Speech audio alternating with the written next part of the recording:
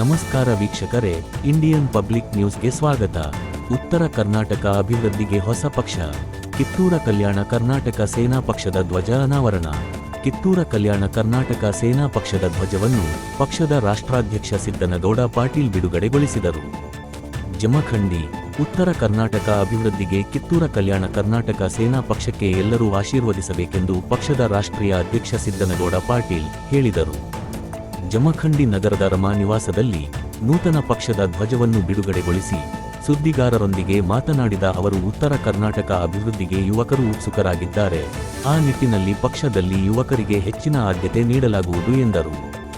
ರಾಷ್ಟ್ರೀಯ ಪಕ್ಷಗಳಿಂದ ಉತ್ತರ ಕರ್ನಾಟಕಕ್ಕೆ ಆದ ಅನ್ಯಾಯದ ಬಗ್ಗೆ ತಿಳಿಸುವುದರ ಜೊತೆಗೆ ನಮ್ಮ ಭಾಗದ ಅಭಿವೃದ್ಧಿಗಾಗಿ ಪಕ್ಷವನ್ನು ಹುಟ್ಟುಹಾಕಿದ್ದೇವೆ.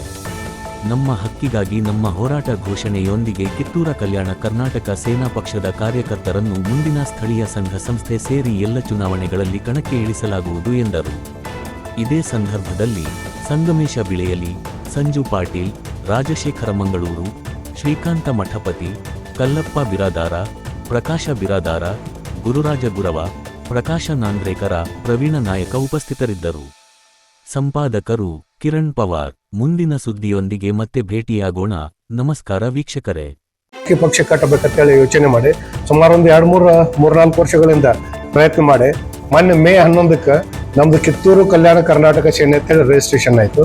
ಅದನ್ನ ನಾವು ಒಂದು ದಿನ ನೋಡಿ ಲಾಂಚ್ ಮಾಡ್ಬೇಕಂತ ವಿಚಾರ ಮಾಡಿ ಇವತ್ತು ಬಸವ ಜಯಂತಿ ಎಲ್ಲ ಅಂದ್ರ ಬಸವ ಜಯಂತಿ ಒಳ್ಳೆ ದಿನ ಇರೋದ್ರಿಂದ ನಾವಿವತ್ತು ಪಕ್ಷನ ನಾವು ಅಧಿಕೃತವಾಗಿ ಘೋಷಣೆ ಮಾಡಿ ಅದರದೊಂದು ಲಾಂಛನ ಅಂದ್ರೆ ನಮ್ದು ಲೋಗೋ ಅಂದ್ರೆ ನಮ್ದೊಂದು ಧ್ವಜವನ್ನು ಬಿಡುಗಡೆ ಮಾಡ್ಬೇಕಂತೇಳಿ ಇದೊಂದು ಸಮಾರಂಭಕ್ಕೆ ನಿಮ್ನೆಲ್ಲ ಆಹ್ವಾನ ಕೊಟ್ಟಿದ್ವು.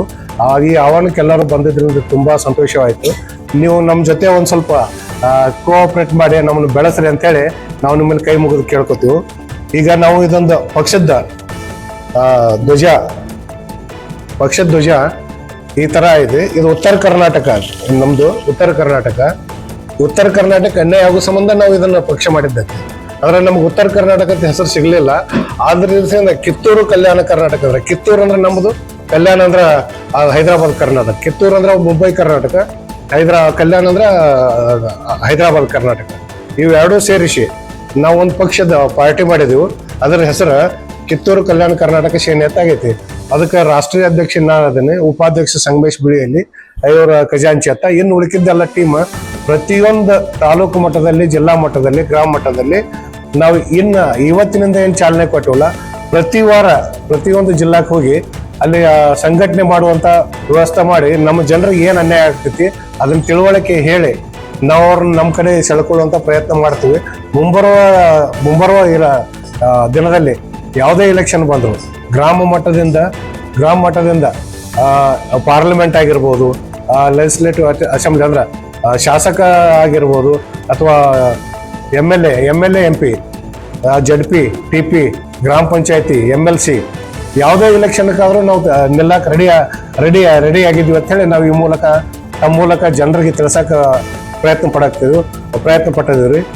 ಇನ್ನು ಏನಾದ್ರೂ ಉತ್ತರ ಕರ್ನಾಟಕ ಅನ್ಯಾಯ ಆಗಿದ್ರೆ ನಮ್ಗೆ ಎಲ್ಲ ಕಡೆದಂತ್ರ ಗೊತ್ತಾಗ ಸಾಧ್ಯ ಇಲ್ಲ. ಯಾರಾದ್ರೂ ಸಜೆಷನ್ ಕೊಡೋರಿದ್ರು ಕೊಡ್ಬೋದು ಅಂತೇಳಿ ನಾವು ತಮ್ಮ ಮೂಲಕ ವಿನಂತಿಸ್ಕೊಳ್ತೇವೆ.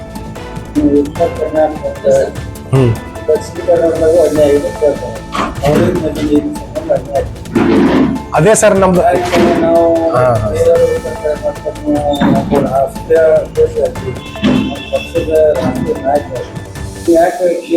ಅನ್ಯಾಯ ಆಗಿದ್ದಾಗ ಅಲ್ಲಿ ಒಬ್ರಾದ್ರೂ ಧ್ವನಿ ಎತ್ತಿದ್ದು ನೋಡ್ರಿ.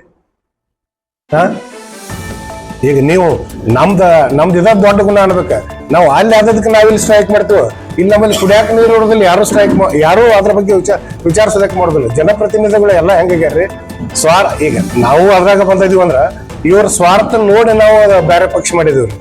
ಇವ್ರು ಎಲ್ಲ ಎಲ್ಲ ಕಾಲೇಜು ತಮ್ಮವ, ಮತ್ತ ಬ್ಯಾಂಕು ತಮ್ಮವ, ಫ್ಯಾಕ್ಟ್ರಿನೂ ತಮ್ಮವ, ದೊಡ್ಡ ಡೀಲರ್ಶಿಪ್ ಅವ್ರವ.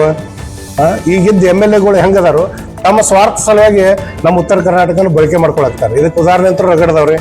ಏನಾದ್ರೂ ಅವ್ರಿಗೆ ಅನ್ಯಾಯ ಆತಂದ್ರೆ ಉತ್ತರ ಕರ್ನಾಟಕದ ಬಗ್ಗೆ ಉತ್ತರ ಕರ್ನಾಟಕ ಅನ್ಯಾಯ ಆಕತ್ತಿರ್ತಾರು. ಅವ್ರಿಗೊಂದು ಯಾವ್ದಾರ ಮಿನಿಸ್ಟ್ರಿಶಿಪ್ ಕೊಟ್ರಪ್ಲೆ ಉತ್ತರ ಕರ್ನಾಟಕ ನ್ಯಾಯ ಸಿಕ್ಕಂಗ ಆಕತಿ. ಇದರಿಂದ ಗೊತ್ತಾಕತಿ ಯಾರ್ಯಾರು ರಾಜಕೀಯ ವ್ಯಕ್ತಿಗಳು ಈಗ ಈಗಿದ್ದ ಪ್ರೆಸೆಂಟ್ ರಾಜಕೀಯ ವ್ಯಕ್ತಿಗಳು ಅದಾರಲ್ಲ ಅವರೆಲ್ಲ ತಮ್ಮ ಸ್ವಾರ್ಥ ಸಲುವಾಗಿ ರಾಜಕೀಯ ಮಾಡಾಕ್ತಾರು. ಅದಕ್ಕೆ ನಾವೇನ್ ಮಾಡಾಕ್ತಾ ಇದೀವಿ, ಅಂತವ್ರದಿಂದ ದೂರ ಇದ್ದ ನಮ್ಮ ಸಣ್ಣವ್ರು ಯಾರು ಅದಾರಲ್ಲ, ಉತ್ತರ ಕರ್ನಾಟಕದ ಬಗ್ಗೆ ಅಭಿಮಾನ ಇದ್ದವ್ರು ನಾವು ಎಲೆಕ್ಷನ್ ನಿಂದ್ರಿಸಿ ಆರಿಸ್ತಂದ ಉತ್ತರ ಕರ್ನಾಟಕಕ್ಕೆ ಸಾಕಷ್ಟು ಅನ್ಯಾಯ ಆಗ್ಯಾವ್ರಿ. ಪ್ರತಿಯೊಂದು ಈಗ ಇಲ್ಲೇ ನೋಡ್ರಿ, ಇಲ್ಲಿ ಜಮಖಂಡಿಯಲ್ಲೇ ನೋಡ್ಬೇಕಾದ್ರೆ ಪ್ರತಿಯೊಂದು ಹಳ್ಳಿಗೆ ಹೋಗ್ರಿ, ಪ್ರತಿಯೊಂದು ಹಳ್ಳಿಯಾಗ ರೋಡ್ ಸರಿ ಇಲ್ಲ, ನೀರ್ ಸರಿಯಾಗಿ ಬಿಡುದಿಲ್ಲ. ಇಲ್ಲಿ 3 ಮಂದಿ MLA ಅದಾರು, ಅಲ್ಲಿ ಒಂದು 8.8 ಕೋಟಿ 25 ಲಕ್ಷ ರೂಪಾಯಿದ್ದು ಇಲ್ಲೊಂದು ರೋಡ್ ಶಾಂಕ್ಷನ್ ಮಾಡ್ಕೊಂಡಾರ. ಯಾಕೆ ಹಳ್ಳಿಯಾಗ ರೋಡದ ನೆಸಸರಿ ಐತೆ, ಎಲ್ಲಾಕ್ ಮಾಡಕ್ ಏನಾಗಿತ್ತು ಇವ್ರಿಗೆ? ಈಗ ಇದೊಂದೇ ರೀ.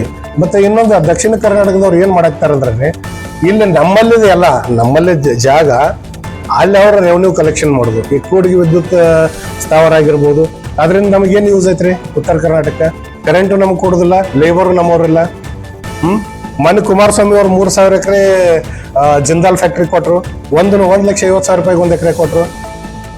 1,50,000 ರೂಪಾಯಿಗೆ ಮೈನ್ಸ್ ಇದ್ದದ್ದು ಇವ್ರು ಕೊಡ್ತಾರಂದ್ರ, ಉತ್ತರ ಕರ್ನಾಟಕದಾಗ ಮೂಲ ಖನಿಜಗಳಲ್ಲಿ ಸಿಕ್ಕಾಪಟ್ಟೆ ಅದಾವತ್ರಲ್ಲ, ಇಲ್ಲಿ ತಗೊಂಡು ಮಾರ್ಕೊಂಡು ಅವರಲ್ಲಿ ಮಜಾ ಮಾಡಾಕ್ತಾರು. ಮತ್ತೆ ನಮ್ಮವ್ರು ಯಾರಾದ್ರೂ ಉತ್ತರ ಕರ್ನಾಟಕದವ್ರು ಒಂದ್ ಸ್ವಲ್ಪ ಸ್ಟ್ರಾಂಗ್ ಆಕೈತ್ರ ಅಂದ್ರೆ ಅವ್ರ ಪಕ್ಷದಿಂದ ಹೊರಗೆ ಹಾಕೋದಂತ ನಿಮ್ಗೆ ಗೊತ್ತೈತೆ. ಅವ್ರು ಯಾರು ಹೆಸರು ಹೇಳೋದು ಬೇಡ. ಆಲ್ಮೋಸ್ಟ್ ಅಲ್ಲಿ ಹಿಂಗ ಈ ತರ ಮಾಡಿ ಉತ್ತರ ಕರ್ನಾಟಕದವ್ರನ್ನ ಯಾರು ಬೆಳೆಸುವರು. ಕೇವಲ ಉತ್ತರ ಕರ್ನಾಟಕ ಜನತೆಗೆ ಸೀಮಿತ ರೀ. ನಮ್ಮ ಉತ್ತರ ಕರ್ನಾಟಕ ಜನತೆ ಎಲ್ಲಿ ಬೇಕಾದಲ್ಲಿ ಇರಲಿ, ಗೋವಾದಾಗೂ ಇರ್ಬೋದು, ಮುಂಬೈದಾಗೂ ಇರ್ಬೋದು, ಅಥವಾ ಬೆಂಗಳೂರದಾಗೂ ಇರ್ಬೋದು, ನಮ್ಮ ಉತ್ತರ ಕರ್ನಾಟಕ ಜನತೆಗೆ